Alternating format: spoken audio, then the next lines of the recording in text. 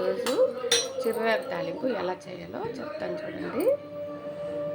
ఇదండి ఆయిల్, బాండలు పెట్టి ఆయిల్ వేసాను. మినపప్పు, ఆవాలు, ఇదిగోండి ఆవాలు చిట్లయి, ఇదండి ఎండుమిర్చి, ఇదిగోండి ఎండుమిర్చి కూడా వేగిపోయింది. తెల్లపాయలండి, ఇదిగోండి తెల్లపాయలు కూడా వేగిపోయినాయి. చిర్రాకు ఇదిగోండి ఒక కట్ట చిర్రాకండి. తగినంత సాల్ట్ వేసుకోవాలి, ఎక్కువ పట్టదు, కొంచెం వేసుకోవాలి. ఇది ఆరోగ్యానికి మంచిదండి చిర్రాకు. ఇలా వాడుకొని ఎక్కువ ఆయిల్ వేయకూడదు, కొంచెం ఆయిల్ వేసుకొని వేసుకోవాలి. సన్న మంట పైన మూత పెట్టి ఉడికించుకోవాలి.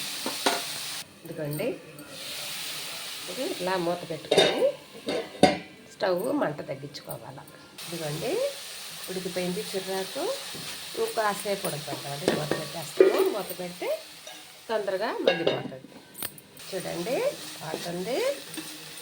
లైక్ కొట్టండి, ఆపైపోకండి నా వీడియోని.